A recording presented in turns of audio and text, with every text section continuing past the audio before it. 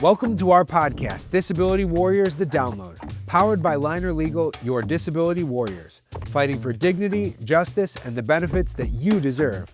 Each episode, we bring you powerful stories, real legal insight, and everything you need to feel informed, supported, and never alone.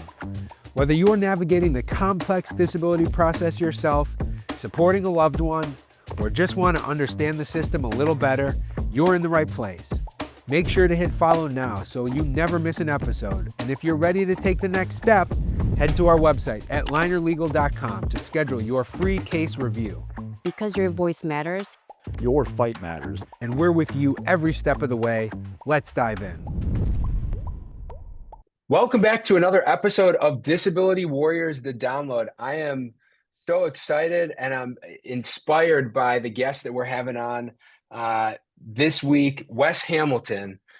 Wes, you and I don't know each other. These are literally some of the first words that you and I are exchanging. But when I saw some of the content that you have out there and I read a bit about you, I knew that you and I were going to be friends right away.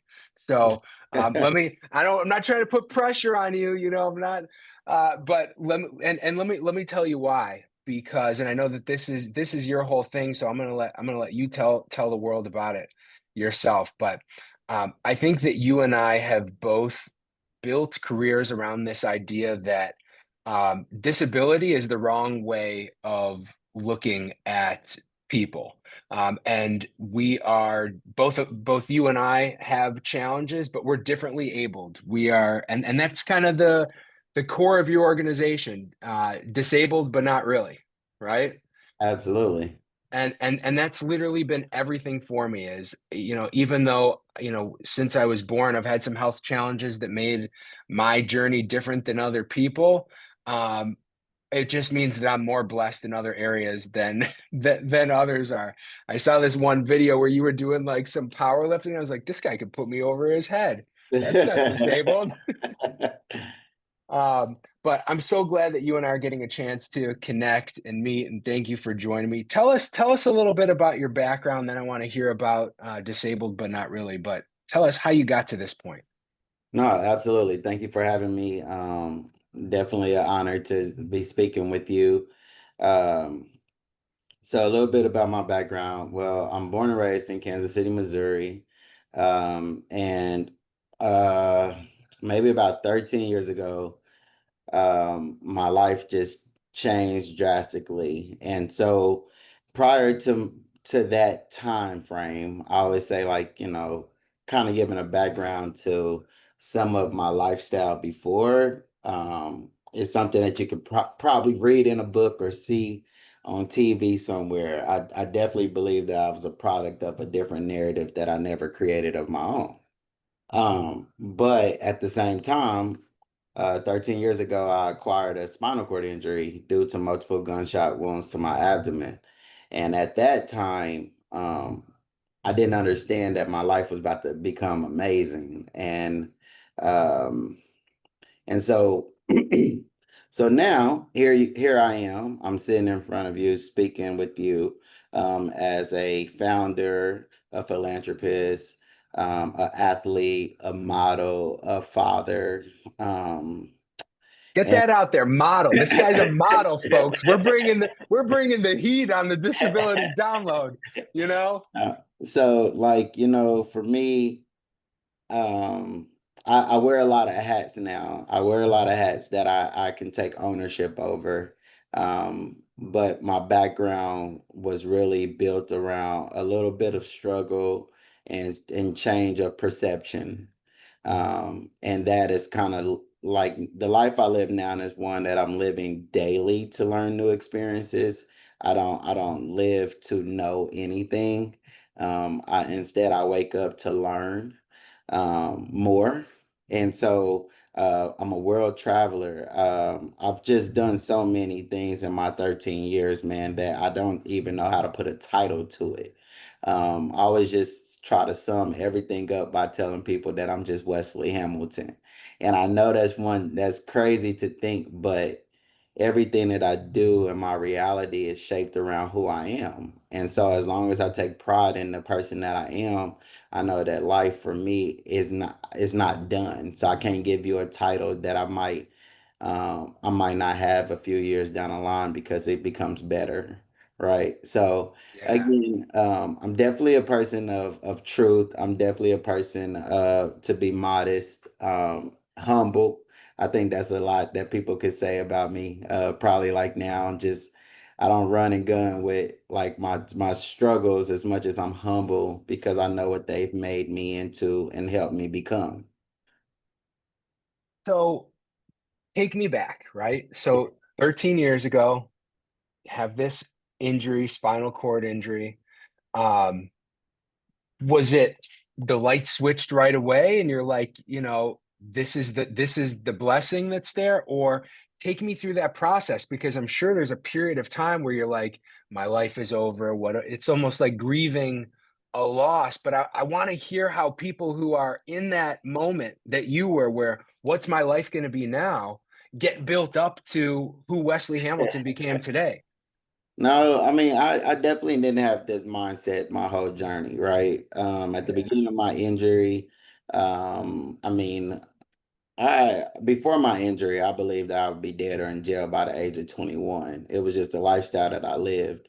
I was 24 when I acquired my injury, and even at that time, I probably would have wanted to die more than go through the trials and tribulations I had to experience after my injury.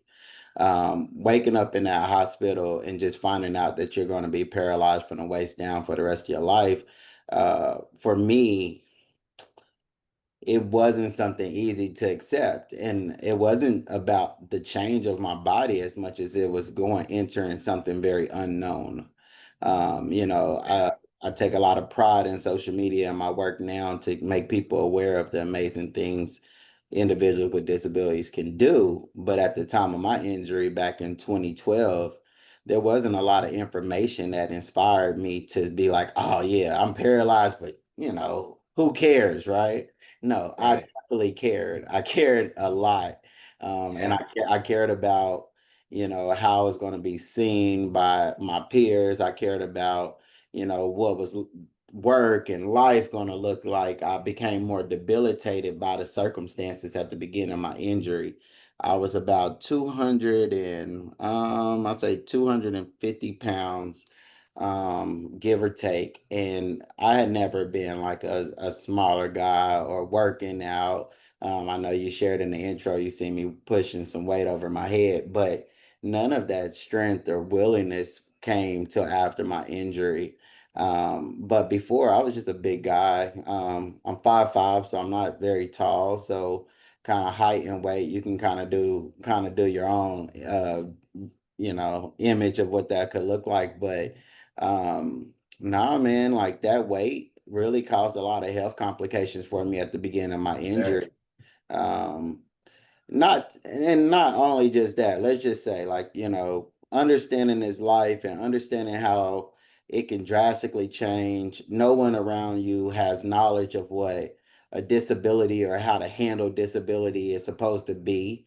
So, I was in a hospital. While I was in a hospital, I lost my apartment. I had just became a single father, getting sole custody of my daughter right before my incident.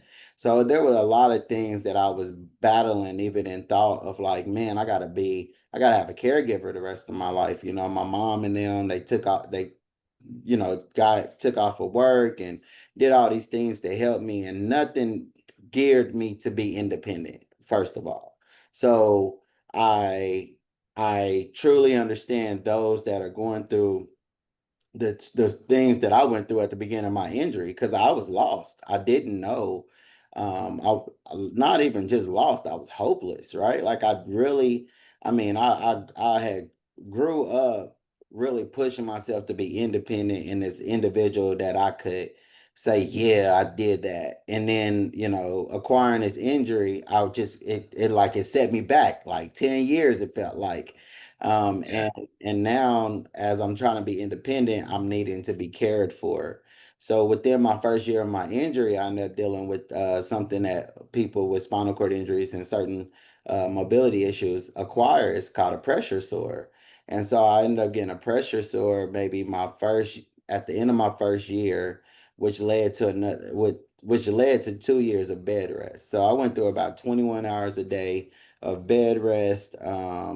I mean, I went through surgery after Wow. surgery, like a lot of drastic changes happened to me during this time. So basically for the first 3 years, I struggled. I struggled with this injury. I struggled with accepting it. I mean, I was dealing with so much. But then you share, where was the light switch, right? Like it didn't happen right at the moment. I didn't wake up in the hospital like, yeah, you know what? I got superpowers. No, that's not how it worked. But what happened was during this time of bed rest, I remember the doctors just constantly leaning on me, telling me that the way I could heal these wounds were using adding more protein to my diet. And Okay. that was foreign to me. I live in communities that they define now as like food deserts. And so this is where I was born. So healthy food and protein, to me, it was like McDonald's, and give me a double quarter pounder with cheese, and I was good. I tell you now, I don't eat McDonald's, been free from McDonald's for many years, but but at the same time, I didn't know. So That just means you're on to BK now, right? oh no, man, I can't even do BK no Come on, the more. crowns. How do you Oh refuse no, the crowns? I'm I'm I I'm hear so you. I'm I so hear you. health conscious now that I probably go make my own little burger patty in the house, with some Dude, lean ground beef. I had that same health journey as you. I weighed 458 pounds at one point. Oh, really? And what we did, and this is in 2017, we started a community weight loss program right here in my office where we set a goal to help people in Northeast Ohio lose 10,000 pounds. And because I want, it's the biggest cause of disability in America is obesity because Mm. it causes heart issues, circulation issues, and it's hard on your joints. If you're overweight, I mean, it's everything. And I'm a big boy. I'm 6'4", but I was 450 plus pounds. And I thought if I'm going to, stress health to my clients, I need to do this myself. I'm going to be the face of this program. And I got down to it, man. I mean, I lost 200 pounds. Oh And man, I've kept it off. that's Yeah. amazing. So, I mean, I'm with you hearing the same thing. Just the benefits of health, especially when you're disabled, it's everything. Yeah, So man. I'm not on that BK game either. Eh, They can have it their way. And for me, I always say like, even when it comes to disability, like there are a lot of amazing people in this community now that are amplifying awareness and raising voices. Yeah. At the time of my injury, man, the voice that I heard the loudest was my daughter's, and it was Yes. at one point where I felt defeated. It was a certain day where I felt like I was defeated. I remember getting out the hospital bed, getting into my wheelchair. There wasn't much success happening, just with my healing journey. And Yeah.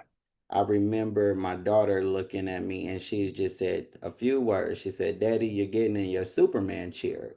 My daughter's probably 3 or 4 at this time. Yeah. It was just like, "Hey, Daddy, you're getting in your Superman chair." And of course, I argue with that statement to this day because I love Batman. I don't think we ever even watched Superman in the house, but, but just to share with you real quick, crazy how Christopher Reeve had a spinal cord injury, who was the original Superman. And so, Yeah. again, just kind of give you full circle of how like that came together. But I remember her saying that, and from that moment on, that's when that light switch happened. See, I was living my life and constantly being defeated by my circumstances because I was trying to live to a standard that society wanted. So my standard was that I needed to walk. I had to push myself to walk. I had to push myself to do this and that. And through that journey, I was never satisfied because there wasn't a moment that I was feeling good about myself. But my daughter gave me strength even in moment of weakness. No one told me that I was Superman because they couldn't see Superman with a disabled body. But my Right. daughter saw that with a disabled body no matter what. And she looked at my mobility device as my strength. And so for me, I knew from that day forward, I had to be Superman. I had to be stronger Heck than I yeah. thought I could be, and that's when I ended up going to a community college. I took up a dietitian course. I learned about food and nutrition on a different scale. And from there, I think within maybe 8, 9 months, I had lost over 130 pounds. Good for I was you, man. 100 and like 35 pounds. And again, like just to know, like people in wheelchairs and limited mobility, we can't get on scales. So I never was able to get on the scale to see how much I weighed. It was my last surgery, January of 2015, literally 3 years after my injury, where I got on a hospital bed. So even while I was going through the right proper nutrition, doing small exercises, I was in denial that my body was changing, right? Like Yeah. I mean, I was size 44 jeans and I was down to like a 36, but still I was in denial. I'm like, this isn't a real thing because I joke about it now, but I believed I was big boned. I thought that was a thing growing up, right? So and again, maybe that was my excuse because I didn't have a health conscious community, but that was definitely one that I leaned on. And so when I hopped in a hospital bed and they told me how much I weighed, there was nothing else in this world that could ever tell me what I could not do. I started to Yeah. reflect on my life even before my injury.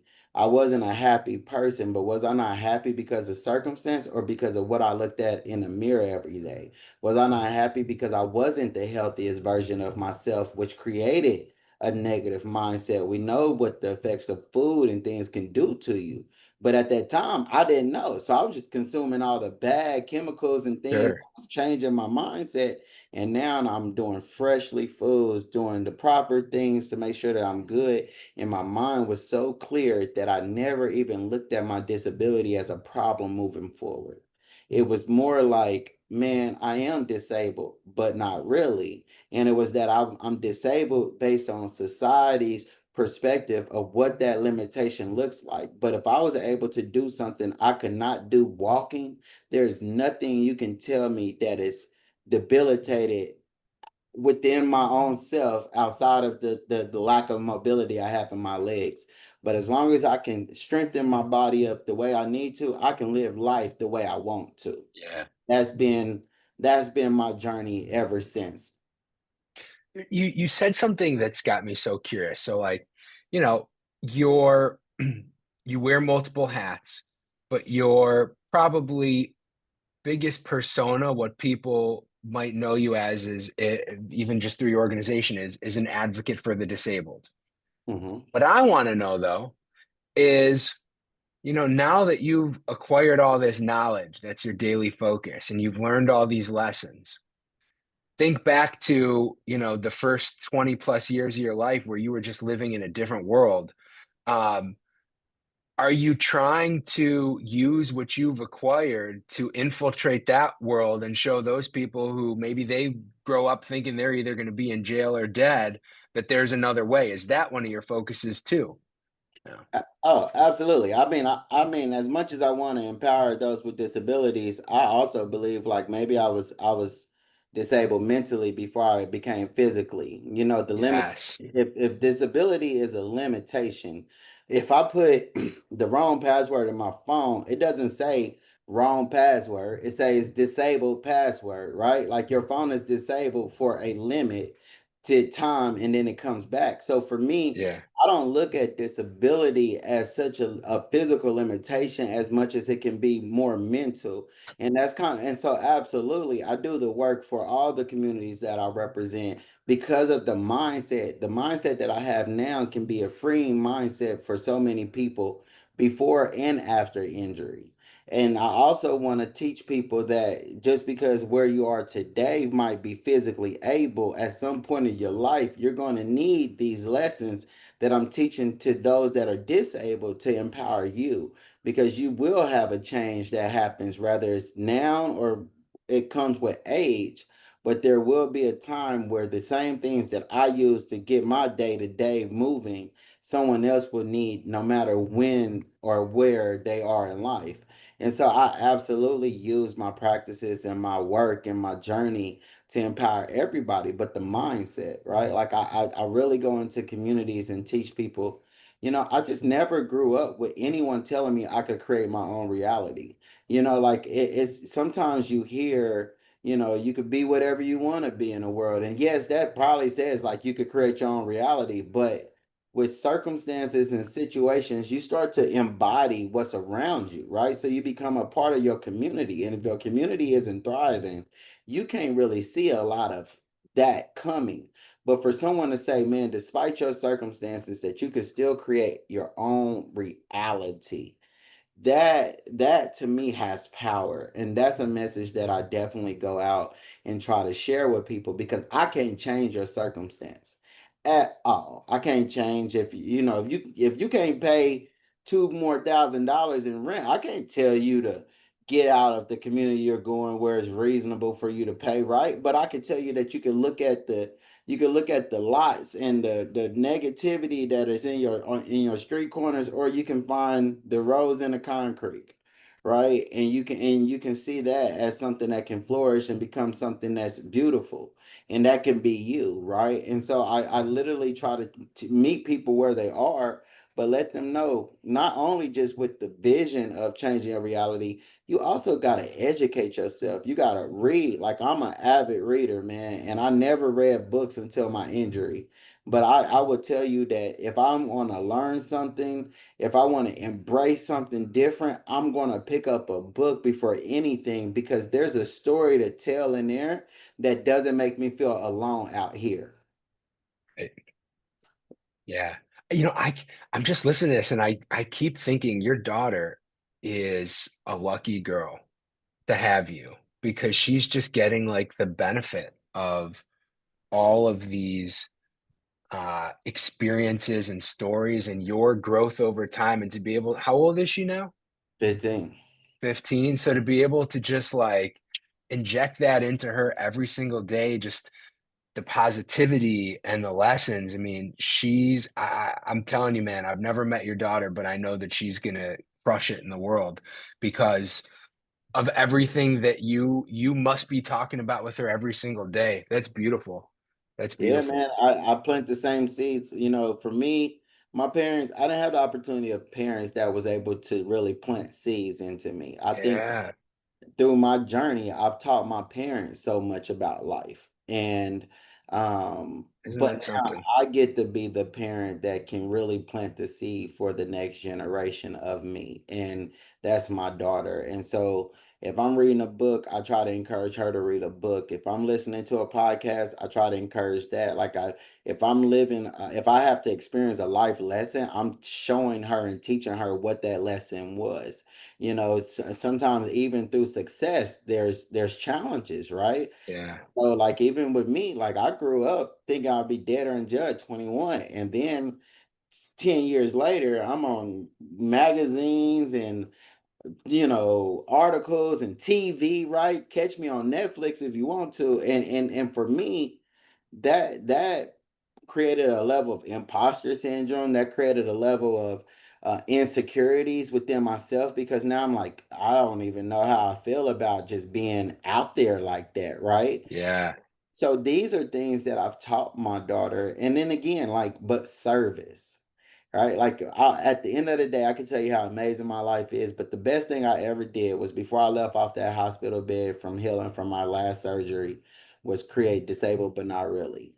I did it Oh in my that God. hospital bed. And so for me, no matter what success I have, I care more about serving others. I believe that my purpose in life is to give to others, and that fuels me daily. And that's one of the biggest lessons I teach my daughter. Sacrifice and service. I don't care what level of success I reach. I give that back to someone else. I give something back to someone else. If I get a nice monetary reward, I give that to my organization. I want to see other people flourish. Instead, I want to see a community of people that have surpassed my accomplishments because I left that door open for them. So tell me more about the organization. What's the work? What are you guys doing every day to change the world? Absolutely. Well, we work with people, right? You change the world by working with people and caring about Yeah. people. But Disabled But Not Really started back in 2015. So like I said, while I was healing from my last surgery. And at the time, the mission was just, man, I want people with disabilities to be more active, right? Like I was still a single, paralyzed father that just wanted to see his daughter in the park, and so that created a monumental change in the trajectory of my life. Yeah. But so I started there. Now, moving forward, 10 years, we're celebrating our 10 years this year. Congrats, man. And we are definitely focused on amplifying the quality of life for the individual that we serve. We do it through fitness, nutrition, and mental health awareness. We have a cohort that we do 2 times a year called the Help Me Fit Challenge, Okay. where we bring in about 10 to 15 individuals with physical disabilities, and we give them free one-on-one training 2 days a week with a certified personal trainer. There's a Friday group class that is around mental health. We do a Zoom call, and it's just really we break it. This is a 8 week. This is for 8 weeks, and the mental health program is broken down into, like you were sharing earlier, about grief and isolation and social, like it's all these different topics that really help a person who is new to this injury start to find themselves before, as well as with the other areas that we help. So with the physical part, we do a group class once a week as well. So we bring everyone that's in our one-on-one trainings all together, so that I believe that you get empowered by seeing people different than you, Yeah. but still pushing themselves as much as you are. And so we make sure that we bring that community in. We have a nutritional seminar that we bring in local chefs and teach people how to make healthy plates. Some people with disabilities never got a chance to cut their food up after their injury, right? Because they always got someone that is their caregiver helping.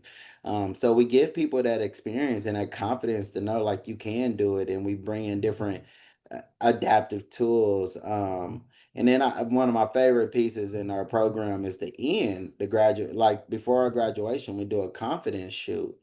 And what that is we schedule a photo shoot for every individual with a local photographer. And my goal with that is that I want you to see yourself the way you want everyone else to see you.